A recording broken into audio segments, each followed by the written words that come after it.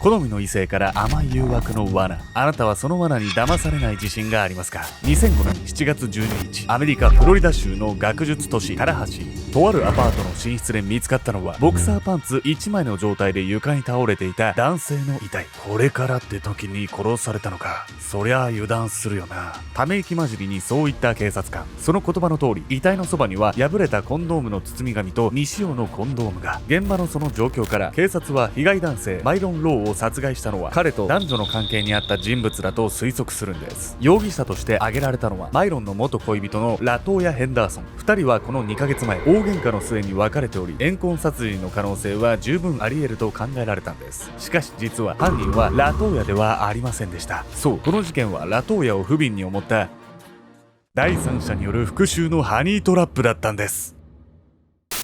傷ついた一人の女性のために行われたハニートラップ。犯人にそこまでの怒りを抱かせた悲しい出来事とは。しかし何よりも悲しかったのは、彼女が行った復讐の末路だったんです。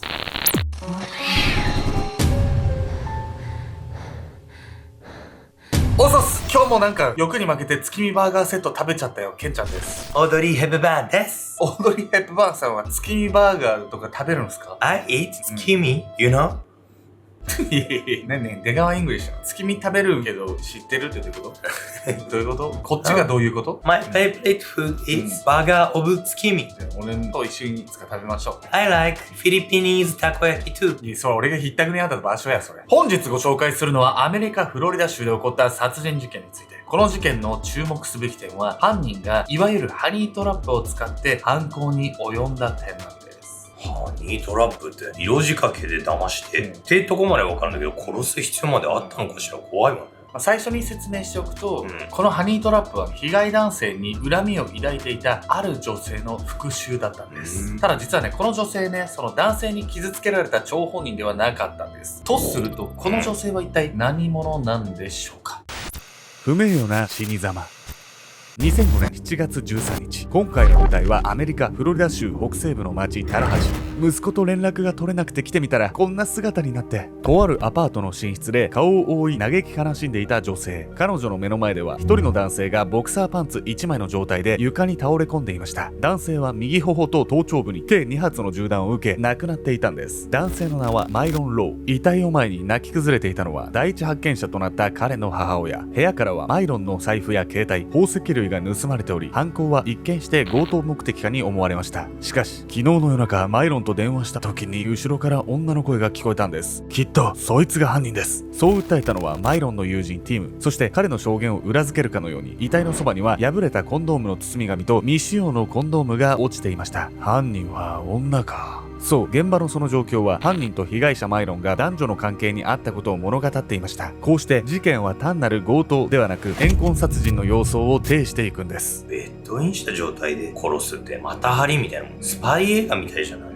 余計ね、犯人の正体気になるんですけど、ただ狡猾な手口を使った割にはね、意外な人物ではあったんです。被害者の友人ティムの証言と現場の状況を踏まえ、警察が真っ先に疑ったのは被害者マイロンの元恋人ラトーヤ・ヘンダーソン。というのもラトーヤはマイロンと別れる直前、怒りのあまり彼の車のタイヤにナイフで穴を開けるほどの大喧嘩をしていたんです。しかし彼とは確かにひどい喧嘩をしました。だけどまさか殺すなんて。ラトーヤが弁解した通り、彼女には犯行当日のアリバイがありました。加えてラトーヤの他に被害者マイロンと関係がこじれている女性はおらず、捜査は暗礁に乗り上げるかに思えたんです。しかしそこからすぐに意外なところから目撃者が現れます。あの日カップルをあのアパートまで乗せたんだよ。そう語るのは事件当日、被害者マイロンのアパートを訪れていたタクシー運転手。警察がタクシー会社の通話履歴を遡ると、運転手が乗せたという人物の素性はすぐに明らかに。その正体は容疑者となっていたラトーヤの妹。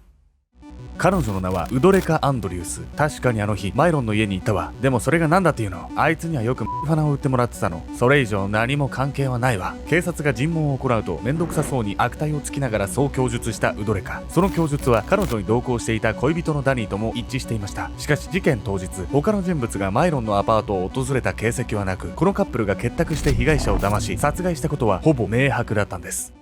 お姉さんのために復讐したってこと、妹がウドレカはお姉さんのことを相当慕ってたのかしらね。というよりね、お姉さんのラトーヤの身に起こったことがひどすぎたんですよ。ウドレカのね、お姉さんはね、被害者と大喧嘩の末に別れてるんです。その大喧嘩の理由が犯行にも関係してくるんです。男の過ち。警察の調べに対し、被害者からファナを買っただけと供述していたウドレカ。しかし、事件当日に被害者の自宅を訪れていた事実から言い逃れは難しく、尋問が続くにつれてウドレカは結局犯行を認めるんです。そして強盗目的だと思われていた犯行動機について最終的にウドレカは次のように供述するんです。あいつが悪いのよ。あいつのせいでお姉ちゃんがどれだけ辛い思いをしたのか。その目に涙を浮かべながらそう言い放ったウドレカのその顔は、粗暴に振る舞っていた先ほどとは別人のようになっていました。姉ラトーヤと被害者マイロンの間に一体何があったというのでしょうか。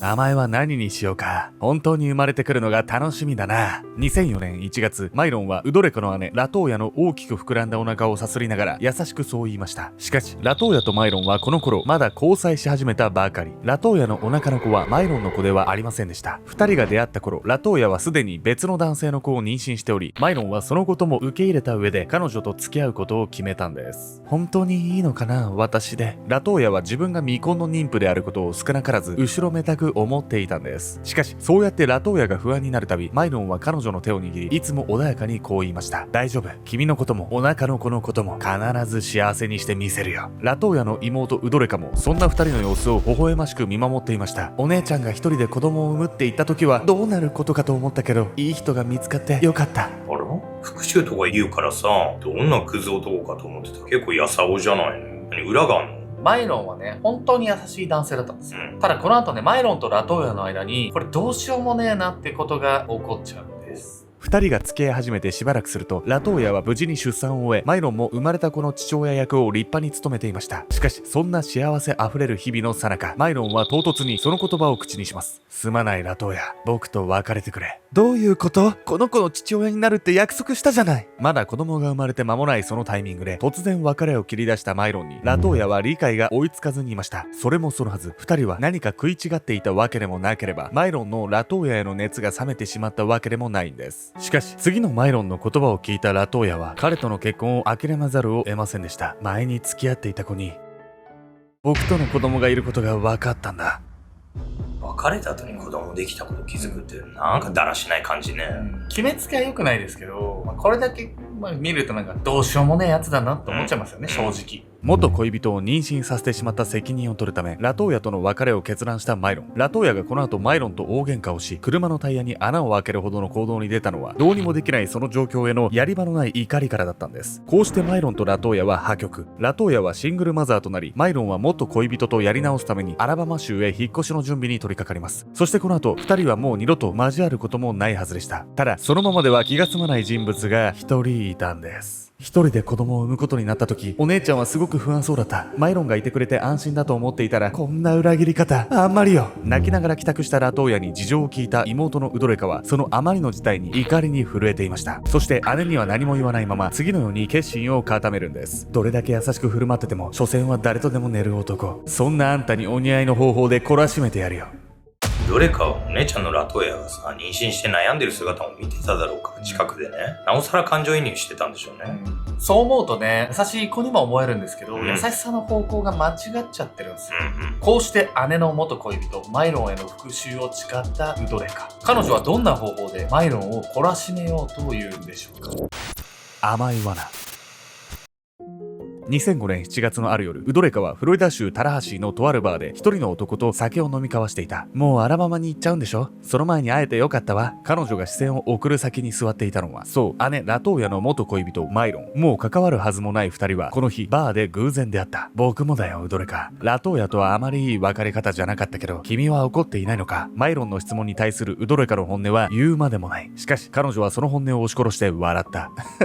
だってあなたはちゃんとお姉ちゃんに寄り添ってくれたもの。元カノさんとの間に子供ができたことだってどうしようもないことじゃない。微笑みながらそういったウドレカに安心した様子で頬を緩めたマイロン。さらにウドレカは続けてこんなことを口にする。それに、前はお姉ちゃんの彼氏だからダメだって思ってたけど、私もマイロンのことちょっとかっこいいなって思ってたの。そう言うと上目遣いでマイロンを見つめたウドレカ。これまで彼女から感じたことのなかったその色気に、マイロンは思わず唾を飲み込んだ。そしてウドレカはマイロンの耳元に顔を近づけ、小声でこう囁いた。ねえ、私のことも一度抱いてよ。彼女にバレなきゃいいでしょ。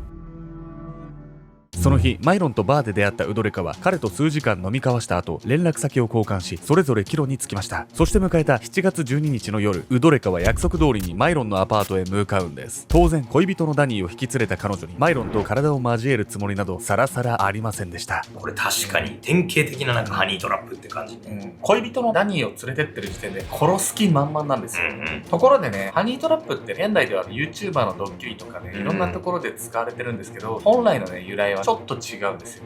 というわけで本日のメトラキーワード、ハニートラップについて。ハニートラップはもともと1970年代に活躍したイギリスの小説家ジョン・ルン・カレの小説に登場する造語。女性スパイが敵組織の男性を誘惑して弱みを握ったり、隙をついて殺害したりする作戦を表すんです。ハニートラップは主に冷戦時代、ソ連のスパイが得意としていた作戦。ジョン・ルン・カレはイギリスの諜報機関出身の作家で、そのようなリアルなスパイ事情を反映した作風が特徴なんです。転じて現代のハニートラップはスパイ用語というよりは、女性が男性に色仕掛けをして痛い目に遭わせるといった意味合いが強くなっています。ちなみに似た意味を持つつつもたせは女性の色仕掛けと相方の男性の恐喝で金品を騙し取る詐欺のこと。ウドレカの犯行はこのつつもたせに近いものと言えるでしょう。こうして約束の7月12日に被害者マイロンの自宅アパートを訪れたウドレカ。彼女はマイロンの隙を見て玄関の鍵を開けておき、外で待機している恋人のダニーがいつでも突入できるように取り計らうんです。そして、愛してるマイロン、あなたに抱いてもらえて私幸せよ。俺もさ、ウドレカ。そうやって二人が愛を囁き合っていたその最中、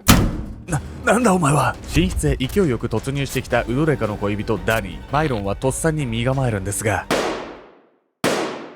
実行犯やっぱり恋人のダニーだったわけ。考えてみりゃそうよね。18歳の女の子が大の大人を行為中に殺すなんて器用なことできそうにもないもんね。ただこの犯行について実は2人とも被害者マイロンへの殺意を否定してるんですよ。あいつが悪いのよ。だけど私はちょっとあいつを脅して金目のものを奪うだけで十分だと思っていた。まさかダニーが本当に撃つとは思ってなかったのよ。取り調べ室で力なくそうつぶやいたウドレカ。この件に関して恋人のダニーも次のように供述しているんです。撃つつもりなんてなかったさ。でもあのマイロンって男がとっさに銃を構えたもんだからもう撃つしかなかったんだ。そう、二人は強盗目的で被害者マイロンに近づいたことは認めたものの、殺人については一貫して正当防衛を主張したんです。しかし現場検証の結果、マイロンは明らかに床に押さえつけられた状態で銃弾を撃ち込まれており、ダニーに殺意があったことは明白。殺人がダニーの独断だったのか、ウドレカの扇動によるものだったのかははっきりしないんですが、結局正当防衛は認められませんでした。こうして迎えた2007年1月、ウドレカとダニーはそれぞれ第1級殺人と強盗の罪で終身刑を言い渡されることに。お姉さんのことで頭にきちゃったウドレカの気持ちもさ、痛いほどわかるんだけど、それ殺人っていう行動に移しちゃったら、お姉ちゃんも悲しむんじゃないかしら。だって結局苦しむのは妹だもん。本当おっしゃる通りで、結局復讐って何も生まないし、最後ね、虚しい結果になっちゃうんですよね。そうやね。なんかナルトで学んだんですよ。サスケ復讐して里出てくじゃないですか。あいついろんなひどいことしたのに結局何にもなんなくて、でなんか最後さ、里のみんな優しいからさね、さくらちゃんと結婚してハッピーになってますけど、あいつもひどいよ。まあ好きだけど、でもだからね、結局ね、まあ分かるよ、人間だから。やられたらやり返すぞ、倍返しだ、分かるんだけど、何にもなんないですよ。気持ちいいかもしれない、短期的には。皆さんもなんかムカつくことあるんじゃないですか、生きててさ、ちっちゃいことから大きいことまで。復讐をするにしてもやり方も考えた方がいいし、なんならやんなくてどうしたら自分が幸せになれるのかっていうのが最大の復讐かもしれないし、むずいんですけど、まあ分からんでもね、やっぱなんかムカつくもんな。でもよく考えてみて、倍返しだってよく聞くと結構ダサいわよ。そっち前職で作ってたドラマですけど、あんま変なこと言えないんですけど。よく聞くとダサい。お前も偉くなんだな。もう俺前職のやついけなくなっちゃう。すごい言ってんの。何を。飲み会。一時は一生を刑務所で過ごさねばならない刑を下されたウドレカ。しかし2019年、フロリダ州は殺人を犯した未成年に対する法律を改正。それに伴い彼女は懲役45年への減刑を言い渡されることに。ただこれに対して憤慨したのが被害者マイロンの遺族。釈放なんてありえない。マイロンはもう二度と帰ってこないんだ。たとえ何年経ったとしても弟を殺した二人を許してはいけない。マイロンはまだ24歳でこれからという時に殺された。自分の子供ができたことを聞いて彼がどれだけ喜んでいたかわかる？たとえそれが姉を傷つけられた恨みゆえの犯行だったとはいえ、殺人を犯したウドレカを遺族が許せる日は二度と来ないんです。さらに言えばウドレカの犯行によって一番傷ついていたのは彼女が守ろうとしていた姉ラトーヤだったのかもしれません。どんなひどい別れ方をしていてもマイロンは一度は愛した人、その彼を失って挙句に妹まで失って、あの時の私はもうどうにかなってしまいそうでした。このようにウドレカの復讐は誰も報われない結末をもって終わりを迎えることに。ただ姉ラトーヤはそんな妹に対しこうも語っているんです。もし叶うのであれば彼女にもう一度一人の人間として生きるチャンスを与えてほしい。それが今の私の唯一の願いです。人一人の命を奪ったウドレカがその罪を一生背負っていかなければならない事実は何があっても変わりません。ただ2046年58歳で仮釈放の資格を得る彼女のことを姉のラトーヤは今も待ち続けているんです。その希望を頼りにウドレカは自身の罪と真摯に向き合っていってもらいたいものです。